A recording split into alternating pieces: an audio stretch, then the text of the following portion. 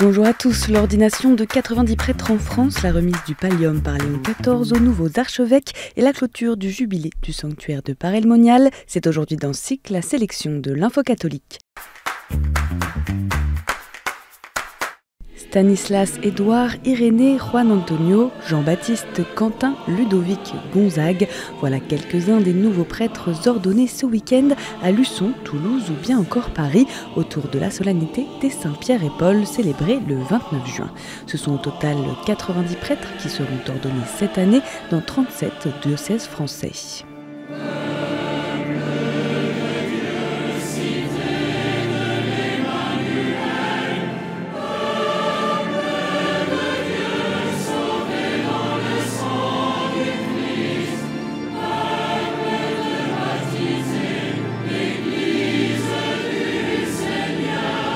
Le diocèse de Carcassonne et Narbonne a ainsi vécu sa première ordination depuis 19 ans, un magnifique signe d'espérance pour son évêque, Monseigneur Bruno Valentin.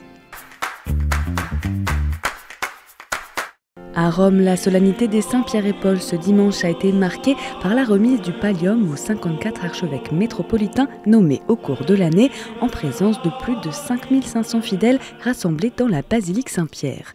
Carissimi, questo segno, mentre richiama il compito pastorale che vi è affidato, esprime la comunione con il Vescovo di Roma, perché nell'unità della fede cattolica ciascuno di voi possa alimentarla nelle chiese locali a voi affidate. Le pape a choisi d'imposer personnellement les palliums sur les épaules des archevêques, parmi eux Monseigneur Susitino Sionepoe, archevêque de Nouméa, et Monseigneur Jérôme Beau, archevêque de Poitiers, ainsi que de nombreux archevêques africains, Monseigneur Robert Cissé, archevêque de Bamako au Mali, Monseigneur Laurent Dabiré, archevêque de Bobo Dioulasso au Burkina Faso, Monseigneur André Gueye, archevêque de Dakar au Sénégal, et 3 Ivoiriens, Monseigneur Jacques Aïwa, archevêque de Bouaké, Monseigneur Jean-Jacques Kofi, archevêque de Gagnoa, et Monseigneur Armand Koné, archevêque de Korogo. La veille, le pape recevait les milliers de fidèles du pèlerinage jubilaire de l'église gréco-catholique d'Ukraine, une délégation menée par son primat, l'archevêque major de Kiev, Sviatoslav Shevchuk.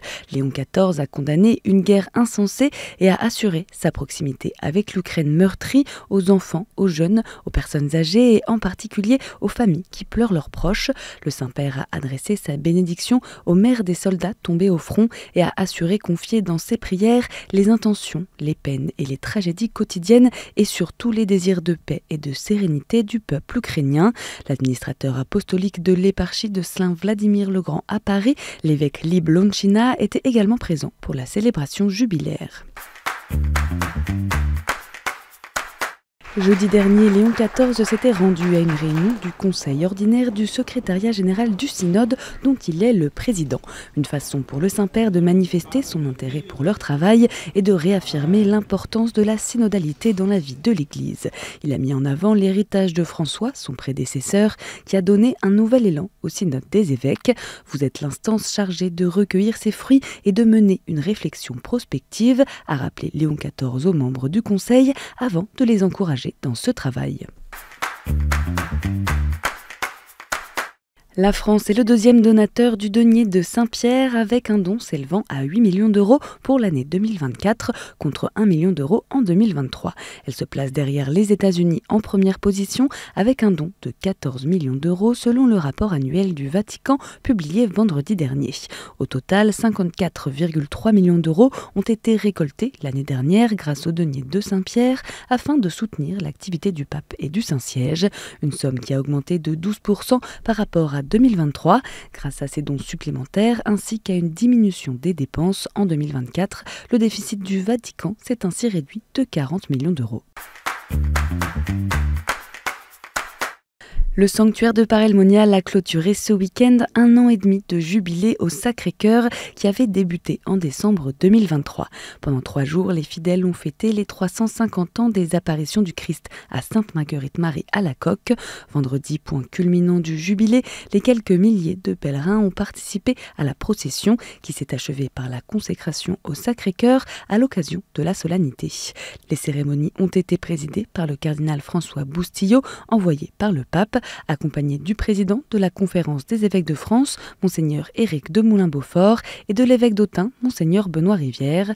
Le week-end a été clôturé dimanche après-midi par la fermeture de la porte jubilaire.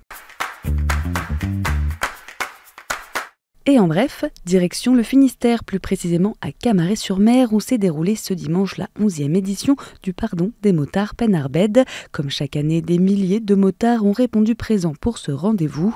Le samedi soir, certains se sont réunis à la chapelle Notre-Dame de Rocamadour pour une veillée de prière pour les défunts. Procession puis messe en plein air le dimanche, avant la traditionnelle bénédiction des motos. Et la Troménie de Sainte-Anne poursuit sa route sur la mer le temps d'une journée.